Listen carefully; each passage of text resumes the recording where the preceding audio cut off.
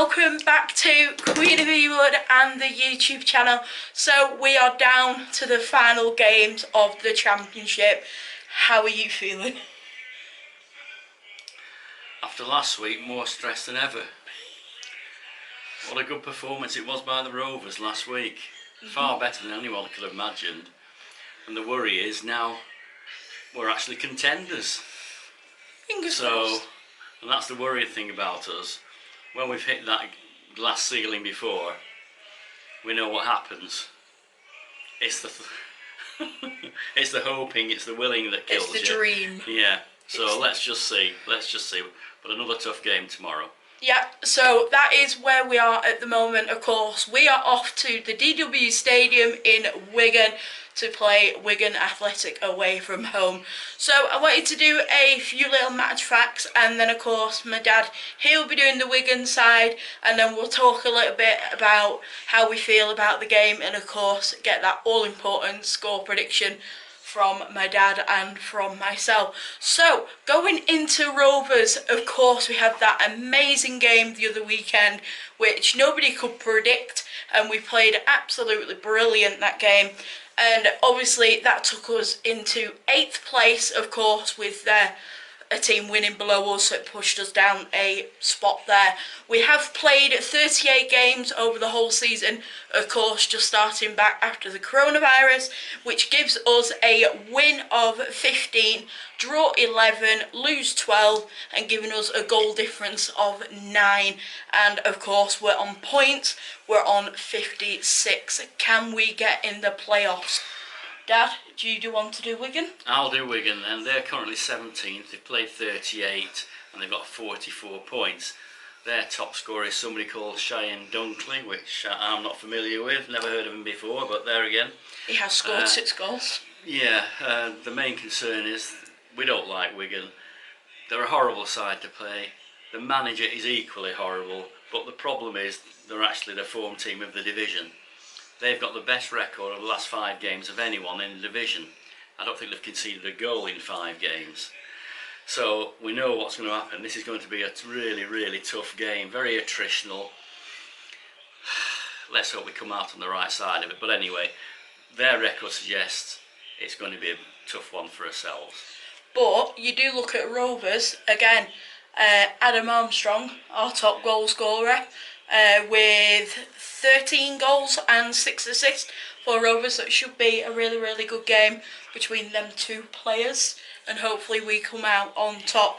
Now, our away form, when we have been looking at it, is played 18, won 6, drawn 3 and lost 9. Not particularly the best away form. Can we turn that around? You look at Wigan's home form and you think, can we get an away win there? If we've got any aspirations of going up, we've got to beat teams like Wigan. We've got them, we've got Barnsley, and then 2 against West Brom and Leeds. Funnily enough, I'm not as bothered about those 2 as I'm about these 2. If we can just win these 2 or get results out of these 2, I feel we can still be involved. But what we don't want to do is muck it all up by losing and putting on a powder puff performance and getting out-battled and out-muscled. We've got to go there, fight our corner, stand up to them, because they're horrible to play, as I say, just in the same image as the manager. We can win it, there's no doubt about it. If we turn up like we did against Bristol City, we've got every chance of winning this game, every chance. Yeah. But we've got to be right at it, right at it. I mean, you look at the last 5 games, obviously this was before the coronavirus outbreak. We've drawn 3, lost 1 and drawn 3, lost 1 and won 1. And Wigan, on the other hand, their last 5, a win 4 and draw 1. Yeah, that's what I mean, and they've not conceded a goal. And they're not conceded. Well, so you look at that and you think, it's going to be a really, really tough game, this. Can we come away with a point? Even better, can we come back to Lancashire with the 3 points? Can we do it? Well, we can certainly do it, but the thing is, we've got a big conundrum here, because our left-back situation is unresolved. We've got Williams, who Mowbray says is out. Yeah. We've also got Amari Bell, who says is out also. So who do we put there? Nyambi's back. Nyambi's got to come back to right back. I think what the manager will do is move Bennett to left back. Yeah. I'm not saying that's where I want him to be, No. but I don't think there's any value moving Downing from where he has been playing, because he's been playing so well. Superb. Having said that, if it doesn't go according to plan and Bennett starts getting roasted all the time, we might not have an option. We might have to do that. But I don't know. Who knows? Rankin Costello might be fit. Yeah. If he is, he'll probably start. But Bennett would have to be left out. I mean, to me, you're going to a hard place, a hard team who, of course, just hit form. And, of course, Rovers, with the away form that we've got, you've got to start the strongest lineup as possible. Even though you might have Rankin Costello there, do you put him on the bench and bring in a more quality player? Or can you take somebody else out and bring in a younger player? What do you think Mowbray will do? I think Mowbray will move Bennett across. Yeah. I think it's a given, really. Possibly move Downing. I don't know. Yeah. I don't know. Possibly Rankin Costello might be fit and he might leave Bennett out. You just do not know. Lewis Thompson is a left back who's been playing very well for the under-23s this year, but I can't see him being involved in a potentially Critical game. Yeah, crucial game like this, just like that. But you never know. You never know. One thing we know what to expect from Rovers is the unexpected. Exactly. So let's just see what Tony throws at it. Who knows? I suspect it'd be Bennett, but I'd like it if he's fit. It'd be a Rankin Costello and Downing where he stays in the midfield.